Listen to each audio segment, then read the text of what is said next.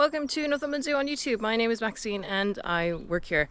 Now, last week I asked you all for some Q&A questions because me and Luce are down in our raccoon enclosure now with Ralph. And we're going to be answering some of your questions that you sent through. So we've got a great selection here and Ralph's hopefully going to be joining us as well. So we're going to head over here. Okay, so hello Ralph, how are you doing? So before we get started with the questions, this is Ralph the raccoon, which is one of our most popular animals here at the zoo. He is coming up on what, like 8 or 9? Yeah, so he's getting on a bit, but he's most popular because he's in all of our cameos. So you can actually like book him to give you a message for birthdays, weddings, like will you marry me's, whatever. He will do it. So he's very, very popular. Anyways, let's get to the very first question here. Lucy. Yes. How many total man hours does it take to feed all the animals? That's a really difficult question because they all have completely different styles of feeding, different diets. Some of them get fed once a day, some of them don't even get fed every day, and some of them get fed 4 or 5 times a day. So that is a really tricky one. Like for example, our rainbow boa, he gets fed very rarely because he's a sneak. So he eats a big meal, then he goes a few weeks, he sloughs his skin, and then we feed him again when he's ready. Most of our animals get fed every day. The raccoons get about 3 or 4 feeds a day. The otters get about 5 feeds a day. Yeah, but it's not just about like literally throwing the food in. It's also about the prepping of the food, like that whole crayfish baby food setup that we showed. Yeah, that I mean that's a whole nother one, isn't it? Luckily that is only for about 8 weeks, but that one is like an hour a day really getting all that food ready for them, which we went through in the crayfish video, didn't we? But yeah, it's prepping the food. The meat is quite a tricky one. It takes a long time, and then we have to put supplements on it as well. The meat has to be defrosted 2 to 3 days in advance too, so there is a lot of prep. I think if you added it up, it would probably be around about a quarter of the keeper's day is spent prepping and feeding out. Yeah, and we've got a team of 14. Yep. Including obviously head keeper, yeah. So there's a team of all them to look after all the animals that we have on site. So yeah. A long time is the answer to that question. And this is a good question that accompanies it actually. How often do you do a big clean of the animals, or do you do it incrementally? And does this vary by species? Yes, is the answer to that. It does vary hugely. It depends on what they've fed, depends on what they've done, depends how many's in the group. So if there is just the 2 snow leopards, for example, if they've had a feed, the next day there's going to be some meat waste. If they've not had a feed, it should be pretty clean. And also, they don't produce lots of waste, so we don't even need to clean the snow leopards every day. Whereas the raccoons, there's quite a lot of them in here. We've got 8 in here, so they produce a lot of waste. And we feed them all kinds of different food, so you might find crayfish shells in here, or bones in here, or like bits of melon skin that they didn't want to eat. So it really does depend on the species. Awesome. Right, okay, here's one for both of us. What's your favourite animal at the zoo? We have already done a video on YouTube where we kind of met the team and we spoke to all the different keepers about their favourite animals, so you definitely should check that one out. But my favourite animal is probably an African grey parrot called Angel, who is a nightmare and she hurts people all of the time. I also really like Ralph. What about you? I thought you were going to say Ralph, if I'm quite honest. Yeah. I always thought he was your favourite. No. Well, Ralph is very cute. Do you get a bit jealous that Angel is paired up with Buddy and that she probably prefers him to you? No. I think that's amazing. Do you know what I mean? Because they've been like hand-reared, they really, really dote on people, and it's really sad because I can't spend 24 hours of the day with her. But if she's got another bird, which is her same species, that she can spend the time with, it's natural, and that's what we're aiming for 100%. with all the animals. Yeah, 100%. So do you have a favourite animal? No, I don't think I do. No. To look at, I really like the rainbow boa. I think he's really pretty. But probably character-wise, it's the fruit bats, but I can't really pick one. There is one Asa in there who's pretty friendly, but I just like them all. It's hard. It's difficult when you have the zoo. You can't really pick and choose. Right. Here's another one. If you could have any animal, real or not, which I think is quite interesting, what would you pick and why? I would pick Toothless because he's like the best thing ever. Okay. He is a dragon. So I know that's not great from a manager of the zoo, but yes, if it was real or not, Toothless. Okay. Cool. I would pick Andean bears. They are my favourite species. Specifically an Andean bear called Bernie. I don't know if I'm allowed to say this because he currently resides at Chester Zoo, but that's where I worked with him for about 10 years. So got a big soft spot for him. If I could bring him here, I definitely would, but I can't. Yeah, I would say Andean bears. Well, that leads perfectly on to the next question, which is, do you think we might ever get any kind of bears? Well, I mean, we have the space for bears here, and we have some really nice areas of woodland that we're able to... Hey, buddy, snacks here. We have some really nice areas of woodland and space that we can expand into, which would be ideal for bears. So it is something that we might consider, but as with every species, nothing's confirmed until it's confirmed. I want them. Lucy definitely wants them. Okay then, well that leads perfectly on to the next question, which is, how do we determine what new animals could be at the zoo? Now this is like lots of different reasons. So you would get, it depends if you're doing it for a conservation project, it depends if you're doing it for a flagship thing, so you're wanting to obviously get a big species in to get people through the door, but also we need to look at the environmental kind of aspect. So like, what was the first thing that you would look at if you were going to pick an animal for the zoo? Yeah, so obviously everything you said, we want to look at its status and what role it would have in the zoo. So is it here for conservation, education, research? Come on.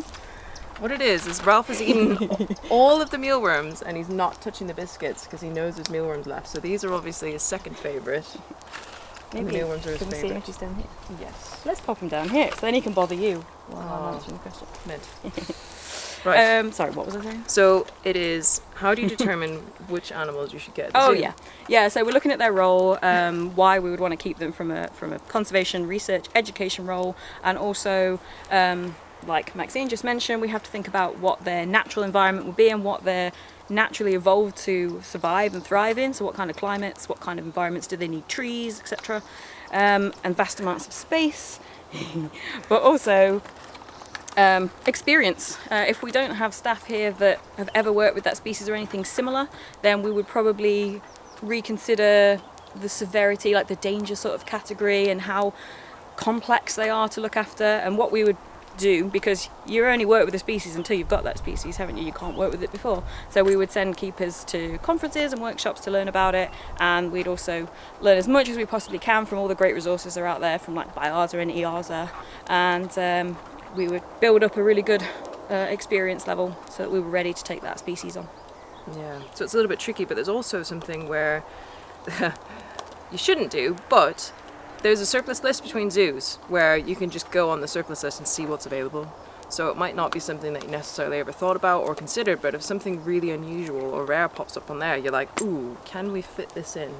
So when you move animals between zoos, it's free. You don't have to pay for them. There's not like a trade. You're not like fueling some sort of pet trade. It's actually like, that zoo has bred so many of these animals and they can't keep them all, so therefore it would be best that they could move to another collection. So sometimes we have a look through that and make decisions based on that as well, depending on how rare the species is, how few there are in captivity, blah blah blah. Yeah. So there's lots of factors go into determining new species. Yeah, and just leading on from that as well, if it's a species that only a few have, you might want to consider whether you take breeding animals or non-breeding animals, because if you breed the animal and there aren't enough other collections that hold them, you then have a problem with sending surplus animals to other collections and spreading them out, and then you can end up with management issues. So there's so much to think about when bringing in not just a new species but individual animals as well. Yeah, it's not literally just like, I want a tiger. It don't work like that. No. Okay, right, I think we'll go to this one. This one's good for you. Oh yeah. Because Lucy used to work with carnivores at Chester Zoo. Is it true that all doors in a zoo are supposed to open outwards so that if a dangerous animal escaped, it'd be harder for them to get through? I think it's a good question. It is a really good question, actually. It's not something that's like written in any legislation that your door has to open in or out, but we generally, especially with the more dangerous animals, the doors where it's between you and the animal, we would have it so that it's opening towards the keeper, so that if the animal was to run at the door, they would push it shut rather than push it open. Some of these animals are incredibly strong, way stronger than we are. Even small primates are stronger than we are. And I'm not talking about our little marmosets, by the way, we can definitely manage them, but like big monkeys, if you have an issue and the animal is potentially going to escape and you can't hold that door shut, it's so much easier to be able to pull it shut and then the animal's against it. Other doors, like if it's emergency escapes or you need to escape quickly for fire, you might have it open in the opposite direction. But generally, if it's between you and an animal, you want it to open in the direction that the animal's going to push it shut rather than push it open. Yeah, no, it's a really good question, I think. Ralph needs some more snacks. You've got snacks here. Come on, down here. There's literally one here as well. There we go. He's like, no, I know that you have mealworms. I know that you got mealworms. Here you go, mate. Right. Okay, so I think we'll do a couple more. And then, yeah, see what you guys think. If you think we should do another Q&A in the future, we will do. Here's a good one. What is the best thing about running a zoo? From my point of view, it's really nice to have created a zoo in the northeast of England where there isn't one. And we're giving loads of people who have previously not had access to an animal kind of collection or endangered species before the opportunity to see and learn about all these amazing animals. Prior to now, you'd have to travel down to like Flamingo Land or up to Edinburgh Zoo. So the fact that we've kind of created this little niche in Northumberland is amazing. So it's nice to be able to see the people's faces when they get to see a new animal or get to see Ralph, and that just makes it amazing. What is the worst thing about running a zoo? Do you have an idea about that? It's really hard, It's like really emotionally and physically. Yeah. Because you've got all the people that come to the zoo that you want them to have the best day possible. You want them to learn. You want them to take home messages about conservation and hopefully enough to care about saving the planet, which is number one reason we're here. But then you've got all these animals as well that you've got to consider their welfare of every minute of every day, make sure that they're as happy as they can possibly be, make sure they've got the right diets, make sure they're fit and healthy, they need to see the vet. No day is the same, is it, at the zoo? So it is really quite tiring, but it's also really rewarding. And what you just said about people come, they learn what a white-faced Saki monkey is, had never heard of it until they stepped into the zoo. Yeah. So Yeah, I mean, it is really hard work, and that leads on really well to like another question, which is what tips would you give someone who wants to start a zoo? That's really tricky. It's all about, getting your animals from the right places, trying to build your zoo sustainably, and obviously put education and conservation at the core of it. Don't just do it for the attraction or just because you really want those animals because you want them. I don't think that's the right reason to do it. We're currently like in the process of becoming a charity, so we're not for profit now, but we're going to become a charity. So everything is really complicated, and there's so much more that goes into it than what you think. I mean, the last thing that I do before I go to bed at night is I check the biomass boiler that runs the bat house to make sure that the bats are still toasty overnight, because if anything goes wrong with that biomass, then the really rare population of bats in Northumberland will suffer. And all of these things add up. That's just one species out of 100 species that have temperature requirements, welfare needs that need to be monitored constantly. So that's the animal side of things, but you've also got the visitor needs and the staff needs and everything like that. It is quite intense, and obviously we've come from keeper backgrounds, so we have a really good knowledge of how things run on the ground, and then to get up to kind of managing everything else, it is intense. So if I was to give tips to anyone, it would be like properly do your research, go and actually spend time with managers and zoos, see the good things but also see the bad things and see what can go wrong and what does go wrong, because it does. So it's really hard work. yeah. So I think we should end on one more question. Okay. We'll end on a positive question, shall we? Yes. Ooh, here's a good one. I'm going to test your knowledge. Oh no. Are there guinea pigs in the wild? Oh. And if so, where? They're not guinea pigs like we know them. They are domesticated. But there are cavies, they're called, and they are found in South America. Peruvian cavies, found in Peru.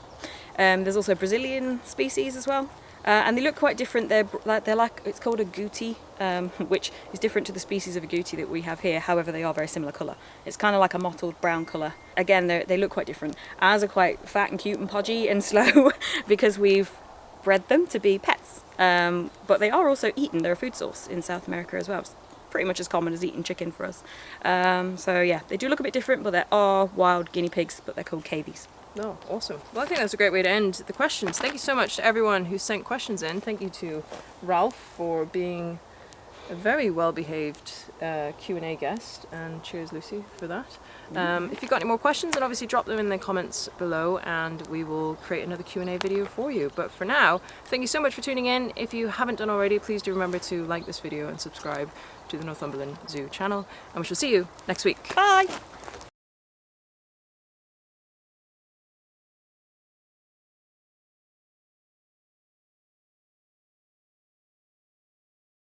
You could have any animal at the zoo, what would it be? Ooh, Gruffalo. I don't know. I think I'd like maybe some type of antelope or buffalo or something like that. Why? I just think it interesting and exciting. Another enclosure for me to build. What's been your favourite project at the zoo so far? All of it. From start to now.